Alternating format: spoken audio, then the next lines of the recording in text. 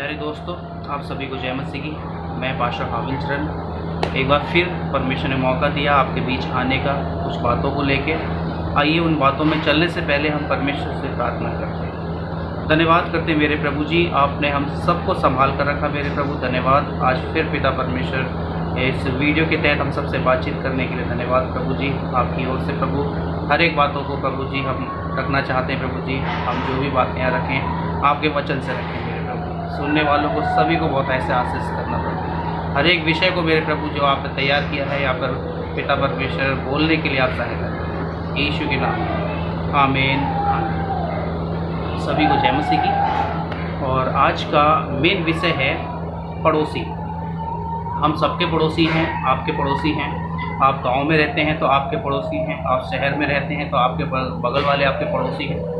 उन पड़ोसियों के बारे में हम खास तौर से आज बात करेंगे। विषय है हमारा पड़ोसी के साथ कैसा संबंध है। जैसा कि वचन कहता है कि अपने पड़ोसी से अपने समान प्रेम रखना। ध्यान से सुनिएगा, अपने पड़ोसी से अपने समान प्रेम रखना। क्या आज हमारा संबंध पड़ोसी से अच्छा है? आने वाले दिनों में पड़ोसी आपके बहुत काम आएंगे। ध्यान से सुनिएगा। अभी जैसे कि राजा सुलेमान क्या कहता है, आइए हम देखेंगे। नीति वचन 26 अध्याय उसका 17 से 20 तक जब हम पढ़ते हैं तो यहाँ क्या लिखा है। और आज जो परमेश्वर बात करने चाह रहा है, आप भी सोचेंगे कि हाँ, आज मेरे जीवन में ये सारे गलती हो रही हैं। आज मैं पड़ोसी को अपने किस नज़र से देखता हूँ, आज मैं पड़ोसी से कैसा व्यवहार रखता हूँ। परमेश्वर आपसे आज बातचीत करने जा रहा है। नीति वचन 26 अध्याय उसका 17 पद से इस प्रकार लिखा है। ध्यान से सुनिएगा। मैं थोड़ा ऊपर से इसलिए आपसे बातचीत करना चाहता हूँ कि आपको पूरी तरह से समझ में आए। लिखा है, जो मार्ग पर चलते हुए पराये झगड़े में विघ्न डालता है वह उसके समान है जो कुत्ते को कानों से पकड़ता है। जैसा एक पागल जो जलती हुई लकड़ियाँ और मृत्यु के तीर फेंकता है, वैसा ही वह भी होता है जो अपने पड़ोसी को धोखा देकर कहता है मैं तो मजाक कर रहा था। आज आप अपने पड़ोसी से कुछ भी, ध्यान से सुनिएगा, मैं यहाँ पर कोई बात छिपाऊंगा नहीं क्योंकि मुझे लेखा देना पड़ेगा अगर मैं कुछ छिपाऊंगा तो। जैसा परमेश्वर ने मुझसे बातचीत करने के लिए कहा है मैं वैसा आपसे बातचीत करूंगा। आज हमारा व्यवहार पड़ोसियों के साथ कैसा है? हो सकता है आप भाई बहनों का रिश्ता मानते हो सकता है एक दोस्त करके आप अपने पड़ोसी को मानते हो, लेकिन आज हम में से ही कुछ ऐसे हैं, ध्यान से सुनिएगा, मसीह लोगों में भी अनजाति तो है ही है। ध्यान से सुनिएगा, अनजाति से तो हम कुछ बोल ही नहीं सकते, वो जो कर रहे हैं सो कर रहे हैं। आज मसीह लोग, ध्यान से सुनिएगा, आज हम मसीहों का पड़ोसी के साथ कैसा कैसा संबंध है। आज आप जितने सुन रहे हैं अपने अंदर झांके। क्या हर एक व्यक्ति, हम जितने मसीह में उनकी बात कर रहा हूँ, क्या हर एक व्यक्ति अपने पड़ोसियों को भाई बहनों की नज़र से देखता है या भाई बहन समझ के उसके साथ रिश्ता रखता है? ध्यान से सुनिएगा, नहीं। अभी जो लोग रखते हैं उनके लिए मैं ताली बजाऊंगा, परमेश्वर का धन्यवाद कहूँगा कि ऐसे बहन भाई मसीहों में भी हैं जो अपने पड़ोसियों को बहन भाई माता पिता या अपना मान के चलते हैं, अपना सगा मान के चलते हैं पड़ोसियों। पर कुछ लोग ऐसे भी हैं जिनके मन में गंदगी है। जैसा कि वचन कहता है 19 में कि वैसा ही वह भी होता है जो अपने पड़ोसी को धोखा देकर ये कहता है मैं मजाक कर रहा था। आज बहुतों ने, ध्यान से सुनिएगा, बहुत से मसीह भाई लोग हैं जिन्होंने अपने पड़ोसियों को भाभी बना रखा है। बहुत से भाई लोग हैं, ध्यान से सुनिएगा, अगर मान लीजिए आपने अपने पड़ोसी को भाई बना कर रखा, अगर उसकी आपके दोस्त की वाइफ की बहन अगर आ जाती है तो आप उसको साली समझते हैं। मैं क्लियर ही बात करूँगा, ध्यान से सुनिएगा। आप साली समझते हैं और साली समझ के उसके साथ मजाक करते हैं, उल्टी सीधी हरकतें करते हैं। ध्यान से सुनिएगा, यहाँ राजा सुलेमान इन सारी बातों को लिखता है। परमेश्वर शुरुआत से ही जानता है, परमेश्वर हम सब के बारे में जानता है, हम सबके मनों को जानता है। हम ऐसा करते हैं, झगड़े बढ़ते हैं। वचन कहता तुम अपने पड़ोसी से अपने समान प्रेम रखना। क्या हम अपने पड़ोसियों को अपना, जैसे हमारा शरीर या हमारी पत्नी या हमारे बच्चे, ध्यान से सुनिएगा, क्या उस समान प्रेम करते? नहीं। आज हम पड़ोसी से, ध्यान से सुनिएगा, बहुत सी ऐसी बहनें हैं जो पड़ोसियों पर, ध्यान से सुने, मैं साफ साफ लफ्ज़ों में इसलिए कह रहा हूँ, आज ऐसा हो रहा है। सब नहीं है, सब नहीं, और जो हैं वो इन बातों को सुनकर ध्यान से सुनेगा, अपने आप को बदल ले। क्योंकि जैसा कि मत्ती रचित सुसमाचार उसका 12 अध्याय और उसका 33 पद से जब हम पढ़ते हैं तो क्या लिखा है, वहाँ इस प्रकार बताता है, जैसा पेड़ वैसा फल। 33 में बताता है, यदि पेड़ को अच्छा कहो तो उसके फल को भी अच्छा कहो, या पेड़ को निकम्मा कहो तो उसके फल को भी निकम्मा कहो, क्योंकि पेड़ अपने फल ही से पहचाना जाता है। आपकी मसीहत आपके कारनामों से, ध्यान से सुनिएगा, आपकी मसीहत आपके व्यवहार से, आपकी मसीहत आपकी बोली भाषा से, आपकी मसीहत आपके प्रार्थना करने के तरीके से, आपके चाल चलन से, ध्यान से सुनिएगा, दिखनी चाहिए। ऐसे में आप मसीह में भी हैं और अपने पड़ोसियों से उल्टा सीधा मजाक करते हैं, उल्टी सीधी हरकतें करते हैं। अगर पड़ोसी सामने से पूछता है तुम ये क्या कर रहे हो, तो क्या बोलते हैं हम, मैं तो मजाक कर रहा था। हम उसको लूटते हैं, हम उसको धोखा देते हैं, चाहे वो भाई हो या बहन हो, ऐसा सुनिएगा, वो लेडीज़ हो या जेंट्स हो, हम जो भी मजाक उनके साथ करते हैं या जो भी उल्टी सीधी हरकतें करते हैं, हम फिर बाद में क्या बोल देते हैं, हम तो मजाक कर रहे थे। असल में क्या होता है, हम उसको धोखा देने की कोशिश करते हैं। क्या हम ऐसे पेड़ के फल हैं जो निकम्मा है? मैं पूछना चाहता हूँ, ध्यान से सुनिएगा। अगर आप मसीह में हैं तो आपकी नींव मसीह होना चाहिए। ध्यान से सुनिए, यीशु कहता है मैं नमूना बनकर आया। यीशु ने ऐसा कभी नहीं किया। यीशु लड़ाई नहीं करता था, यीशु झगड़ा नहीं करता था, पर आज हम लड़ाई झगड़ा करते हैं। आप नीति वचन 25 अध्याय और उसके 8 पद में देखेंगे। नीति वचन 25 अध्याय उसका 8 पद लिखा है, झगड़ा करने में जल्दबाजी ना करना। आज हम झगड़े कर लेते हैं बहुत जल्दी, अपने पड़ोसियों से झगड़े कर लेते हैं, अपने सगे संबंधियों से झगड़े कर लेते हैं, अपने पहचानने वालों से झगड़े कर लेते हैं। लिखा है, नहीं तो अंत में जब तेरा पड़ोसी तेरा मुंह काला करे तब तू क्या कर सकेगा, क्योंकि गलती तो हमारी। हम क्यों उल्टी सीधी मजाक करते हैं? आज क्यों हम, ध्यान से सुनिएगा, आज एक व्यक्ति की, ध्यान से सुनिएगा, एक पुरुष की कितनी पत्नियों से शादी हो सकती है? सिर्फ एक से, है ना। परमेश्वर ने एक से शादी करने के लिए हमें ठहराया, उससे हमने शादी कर ली। आपकी जो पत्नी है, आप पत्नी और पति एक मन एक तन हो सकते हैं, ध्यान से सुनिए। पर आज हमारे मन में इतनी गंदगी भर दी गई है उस पाप ने, मैं किसी व्यक्ति पर दोष नहीं लगाऊंगा, उस पाप ने, किसने, जो आदम हव्वा ने किया था, ध्यान से सुनिएगा, जो हव्वा के द्वारा फल खाया गया था, आदम के द्वारा फल खाया गया था, उस फल का आज असर बहुत बढ़ चुका है, वही हमारे अंदर काम करता है। ध्यान से सुनिएगा, मैं मसीह लोगों से बात कर रहा हूँ, मसीह लोगों से। अनजाति का तो बेड़ा गर्क है ही है, पर न्याय, ध्यान से सुनिएगा, वो तो अपना चुकाएंगे, पर सबसे पहले मुझे और आपको न्याय देना है परमेश्वर कि मैंने जिस पड़ोसी को तुम्हारे बगल में रखा था उसके साथ तुम्हारा कैसा व्यवहार था। आज हम अपने अंदर झांक कर देखें, हम क्या मजाक करते हैं, हम क्या बातचीत करते हैं अपने पड़ोसी से, हम कैसा व्यवहार रखते हैं अपने पड़ोसी से। आज बहुत हो रहा है। पता चला कोई लेडीज किसी जेंट्स को लेके भाग गई पड़ोसी को। सुनिएगा, मैं ग्रेटर नोएडा, दिल्ली के पास में ग्रेटर नोएडा, वहाँ से अप्लाई करता हूँ। मुझे दुख हुआ एक बात को जान के कि यहाँ एक पास्टर है, तो मैं इसलिए ये बात बता रहा हूँ ताकि आप ऐसे लोगों से सावधान रहें। एक पास्टर है, हमारे बगल में ही सेवकाई करते हैं, ज़्यादा से ज़्यादा 5 किलोमीटर दूरी है। उनके कारनामे जब आप सुनेंगे तो आपके कान खड़े हो जाएंगे। वो प्रार्थना के जरिए बहुत सारे मजाक, उल्टी सीधी जगहों पे टच करना, प्रार्थनाओं के जरिए। अभी पिछले संडे की बात है, उनके साथ बहुत बुरा व्यवहार हुआ। उन्हीं की कलेशिया के लोगों ने उनको पीटा, गंदी हरकतों में। लिखा है, जैसा पेड़ वैसा फल। उनके सिखाने वाले, उनकी भी हरकतें वही। मैं पूछना चाहता हूँ, जिसका सिखाने वाला मसीह है, जो परमेश्वर के वचन से सीखते हैं, वो ऐसी हरकत करेंगे क्या? कभी नहीं। आप जितने वचन पढ़ते हैं, आप जितने वचन के तहत वचन के अनुसार चलते हैं, उन सब से मेरी विनती है, आप परमेश्वर के वचन से सीखिए, ना कि किसी पास्टर से। ध्यान से सुनिएगा, क्योंकि परमेश्वर का वचन कभी धोखा नहीं देगा। वो एक ऐसा वृक्ष है, ध्यान से सुनिएगा, उसके अंदर हमेशा अच्छे फल। आज संसार में बहुत सारे सेवक उठ खड़े हुए जो अपने इच्छाओं को पूरी करने के लिए, कमाई का जरिया बनाने के लिए, ध्यान से सुनिएगा। एक व्यक्ति फरीदाबाद में मुझे उसने बुलाया प्रार्थना के लिए, मैं गया, वहाँ एक लिफाफा देने लगा, मैंने नहीं किया, मैंने मना किया, नहीं, मुझे लिफाफा नहीं चाहिए, मुझे खिलाने वाला, मुझे पिलाने वाला मेरा परमेश्वर चाहिए।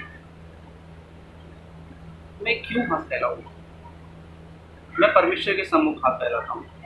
मैं परमेश्वर से कहता हूँ, प्रभु तूने अपने काम के लिए चुना है, प्रभु तू मुझे कहीं से भी इंतजाम कर, तू कर। मैं क्यों किसी विश्वासी को लूँ? मेरी कलीसिया में जितने लोग आते हैं, बहुत सारे लोग आते हैं, प्रार्थना कराते हैं, अपने घर प्रार्थना रखवाते हैं। मैं भी पिछले वीडियो में अपनी कलीसिया के बहुत सारे लोगों का नंबर देने वाला हूँ। आप उन सभी से कांटेक्ट करके पूछ सकते हैं कि पास्टर हाविल जब आपके घर आते हैं प्रार्थना के लिए, कितना लेकर आते हैं।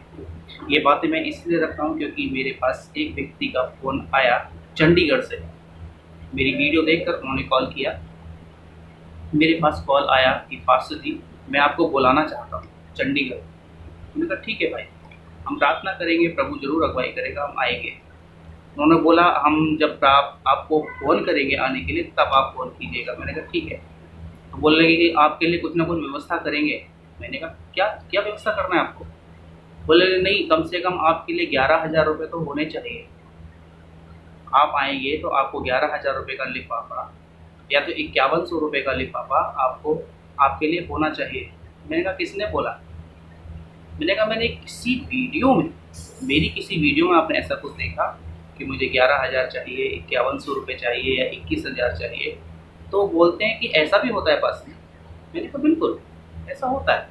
तो बोले लगी नहीं, हमारे यहाँ पास्टर आते हैं और वो मुझसे कहते हैं, उनका तो रेट फिक्स है। बोलते हैं कि अगर बर्थडे में बुलाना है तो 11,000 लगेगा, शादी में बुलाना है तो 21,000 लगेगा, वैसे नॉर्मली प्रार्थना करवाना है तो 5100 रुपये लगेगा, खाने पीने का अलग से। ध्यान से सुनिएगा, मैं इसलिए बातें रख रहा हूँ, ऐसे लोगों से सावधान। क्या ऐसे लोग सेवकाई करने के योग्य है? अगर ये मेरी वीडियो कोई मसीह कमेटी का लोग देख रहे हैं तो वो प्लीज़ ऐसी सेवकाइयों का ऑप्शन उठाएं।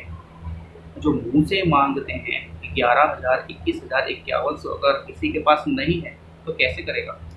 वो व्यक्ति कहता है पास्टर जी मैं 5 महीने 6 महीने में एक बार प्रार्थना रखवाता हूँ। अगर इसका हम एवरेज निकालते हैं तो साल में 2 से 3 बार प्रार्थना उसके घर पर होती है। क्या ये सही है?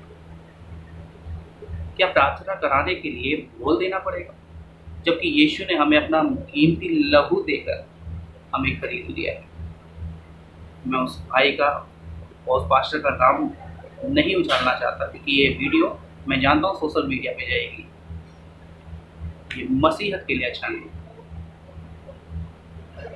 आज कैसे संबंध है हमारा, आज कैसी सोच होती जा रही है हमारी। ये कौन से पेड़ के फल हैं जो इस तरह की हरकतें कर रहे हैं, इस तरह की सेवकाइयाँ कर रहे हैं? सुनिएगा परमेश्वर का वचन क्या कहता है, जैसा पेड़ वैसा फल। कहता है झगड़ा करने में जल्दबाजी ना करना, ना तो अंत में जब तेरा पड़ोसी तेरा मुंह काला करे तब तू क्या करेगा। अपने पड़ोसी के साथ वाद विवाद एकांत में करना और पराये का भेद ना खोलना, ऐसा ना हो कि सुनने वाला तेरी भी निंदा करे और तेरी निंदा बनी रहे। आज यही हो रहा है, हम हरकतें कर देते हैं, आप जितनी मर्जी उतनी हरकतें कर देते हैं, फिर बाद में क्या होता है? बदनामी होती है, आपका पड़ोसी आपका नाम उछालता है। ऐसा हो रहा है आज। नाम किस चीज़ में उछलता है?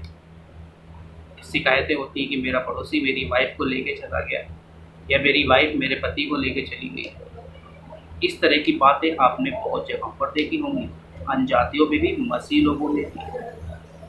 आज की डेट में ये 100% सच है कि 90% ऐसी सेवकाइयाँ आ गई हैं, 90% ऐसी ऐसी कलीसियाँ, ऐसी सेवकाइयाँ आ गई हैं जो पैसों के लिए, जो अपने फ़ायदे के लिए कार्य कर रहे हैं। बहुत कम है जो परमेश्वर की सिद्ध शिक्षा, खरी शिक्षा आप तक पहुँचा रहे हैं। ध्यान से सुनिएगा, मत्ती रचित सुसमाचार 16 अध्याय उसका 28 पद, क्या यही मसीह के पीछे चलने का अर्थ है? क्या मसीह के पीछे चल रहे हैं वो लोग जो ऐसा कर रहे हैं? नहीं, मैं नहीं समझता। मैं ऐसों को पास्टर भी नहीं कहूँगा, मैं ऐसों को विश्वासी भी नहीं कहूँगा, मैं ऐसों को मसीह नहीं कहूँगा। ये सब मसीह विरोधी हैं। ध्यान से सुनिएगा, आज जितनों के दिमाग में भय विचार है, आज जितनों के मन गंदे हैं, आज जितनों की सोच विचार गंदे हैं, आज जितनों के नजरिए गंदे हैं, वो सब मसीह बनने काबिल नहीं है। ध्यान से सुनिएगा, आप हट जाइए। आप मसीह को जानने के बाद ऐसी हरकतें करते हैं तो बदनामी है, मसीहत की बदनामी है। और आप अपनी मसीहत बचाना चाहते हैं तो अपने पड़ोसी के साथ अपने समान प्रेम रखें, जैसा कि परमेश्वर का वचन बताता है। मजाक बिल्कुल नहीं।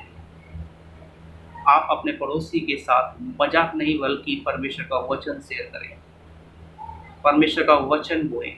पति पत्नी, आपके पड़ोसी जब पति पत्नी बैठे हों तब आप अपने पति पत्नी के साथ चाहे मेल मिलाप करें, उसको परमेश्वर के वचन के बारे में बताएं, उसको परमेश्वर की सच्चाई के बारे में बताएं, उसको परमेश्वर जीवते परमेश्वर के बारे में बताएं, सुसमाचार प्रचार के बारे में बताएं, ताकि आपका पड़ोसी बचा दिया जाए। नहीं,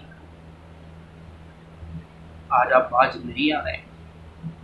वही गंदी नजरें, गंदी सोच, गंदे विचार, ये हमारे जीवन में बहुत है। अभी सोचिए, आप अपने पड़ोसी से कैसा संबंध रखते हैं? कुछ लोग बहुत अच्छा संबंध रखते हैं, भाई बहन का संबंध रखते हैं। ऐसा सुनिएगा, मैं सबके लिए नहीं कह रहा हूँ, सब गंदे नहीं है। कुछ हैं जो मसीह को और मसीहत को बदनाम करने पर तुले हुए हैं। यीशु के पीछे चलने का अर्थ ये नहीं है। वचन कहता है, यीशु ने कहा, मनुष्य का पुत्र अपने स्वर्गदूतों के साथ अपने पिता की महिमा में आएगा, और उस समय वह हर एक जो उसके कामों के अनुसार प्रतिफल देगा। मैं तुमसे सच कहता हूँ कि जो जहाँ खड़े हैं उनमें से कुछ ऐसे हैं कि वे जब तक मनुष्य के पुत्र को उसके राज्य में आते समय ना देख लेंगे, तब तक मृत्यु का स्वाद ना चखेंगे। ये उनकी बात हो रही है जो गुप्त आगमन में यही रह जाने वाली है, जो यीशु को बादल पे आते हुए देखेंगे। आज बहुत से लोग गाना गाते हैं कि प्रभु मैं तुझे देखूंगा बादलों पे आते हुए। कहाँ से लाते हैं ऐसे गाने? कभी इसका भेद मालूम है? यीशु ऐसे सुनिएगा, गुप्त आगमन के बाद अपने स्वर्गदूतों को आज्ञा देगा कि मेरे बेटे मेरी बेटियों को मेरे पास ले आओ। गुप्त आगमन के बाद 2 जन खेत में काम कर रहे होंगे, एक उठा दिया जाएगा। उस गुप्त आगमन की बात कर रहा हूँ। जितने मसीह में अच्छे हैं, पवित्रता के साथ चल रहे हैं, उन सब के लिए गुप्त आगमन यहाँ से सुनेगा। जो उस गुप्त आगमन के बाद रह जाने वाले हैं उनके विषय में बताता है, जब तक वो मनुष्य के पुत्र को बादलों पे आते नहीं देख लेंगे, तब तक ध्यान से सुनिएगा, वो अपनी मृत्यु का स्वाद नहीं चखेंगे। यीशु के पीछे चलने का यही अर्थ है कि हम अपनी गंदी नजरें रखें? यीशु के पीछे चलने का यही अर्थ है अपनी गंदी सोच रखें? ये ऐसे व्यक्ति कभी भी परमेश्वर के पीछे चलने वाला नहीं हो सकता। आज जितने आप मसीह फॉलो करते हैं, आप जितने यीशु को फॉलो करते हैं, आपके अंदर अच्छा फल दिखना बहुत जरूरी है। आपके सोच विचार पवित्र हो जाए, आपका नजरिया पवित्र हो जाए, आपका लोगों के साथ संबंध पवित्र हो जाए। ध्यान से सुनिएगा, तभी आप मसीह में कहलाने वाले व्यक्ति हैं। नहीं तो यहाँ वचन साफ साफ कहता है, मत्ती रचित सुसमाचार उसका 12 अध्याय और उसका 34 पद से कहता है, हे सांप के बच्चों, तुम बुरे होकर कैसी अच्छी बातें कह सकते हो? साफ साफ कह रहा है, हे सांप के बच्चों, तुम बुरे होकर कैसे अच्छी बातें कह सकते हो? जो अपने पड़ोसियों को गंदी नजर से देखते हैं, जो अपने पड़ोसियों से व्यभिचार करने की इच्छा रखते हैं, उन सब से मैं बोल रहा हूँ। वचन कहता है, हे सांप के बच्चों, क्योंकि हमारी सोच सांप की तरफ होती जा रही है, हमारी सोच शैतान की तरफ होती जा रही है। वही इस्तेमाल कर रहा है, शैतान इस्तेमाल कर रहा है। ध्यान से सुनेगा। तो ऐसे लोग कान खोल कर सुन लें कि यीशु के आगमन के समय न्याय देना पड़ेगा, उस स्थान में आपको न्याय देना पड़ेगा। तो इसीलिए अपने पड़ोसी से खास तौर से ध्यान से सुनिएगा।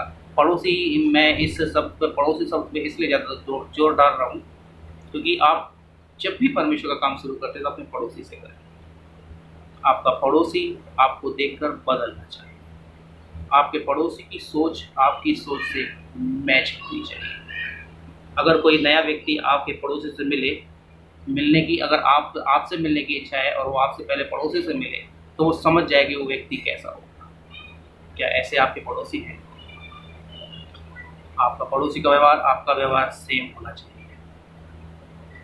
और आपका व्यवहार मसीह के वचन से सेम होना चाहिए, मसीह के वचन के अनुसार होना चाहिए। जैसा यीशु ने कहा नमूना बनकर आया, वैसा ही हमें यीशु को देख के अपने जीवन को बदलना। एक दूसरे से प्रेम रखें, एक दूसरे के साथ पवित्रता के साथ मिलें, एक दूसरे से समझदारी के साथ बातचीत करें। ये हमारी मसीहत है।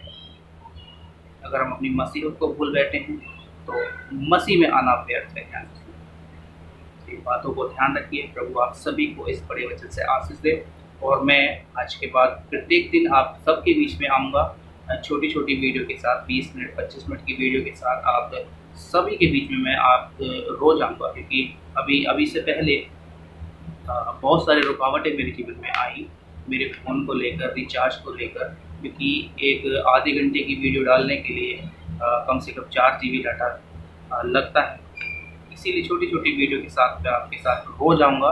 अभी इस महीने मैंने ज़्यादा रिचार्ज कराया है ताकि मुझे ज़्यादा डाटा मिले और मैं ज़्यादातर आपके बीच में आ सकूँ। तो आइए इस वचन के लिए प्रार्थना करते हैं। धन्यवाद यीशु, आपने हम सबको संभाला प्रभु जी, ये वचन सुनने के लिए सहायता की, मदद किया प्रभु। हरी शिक्षाओं के साथ आप प्रभु हमारे बीच में रहे। सुनने वालों को सभी को मेरे प्रभु जी, जितने प्रभु जी आज अपने पड़ोसी से गलत संबंध रखते हैं, सभी के हृदय मनों को बदल दें मेरे प्रभु। आपका धन्यवाद करते इस वचन, इस प्रार्थना के यीशु के नाम में आप सभी को जन्म से की। प्रभु आप सभी को बहुत बहुत आशीष दे और बहुत बहुत बड़ा है।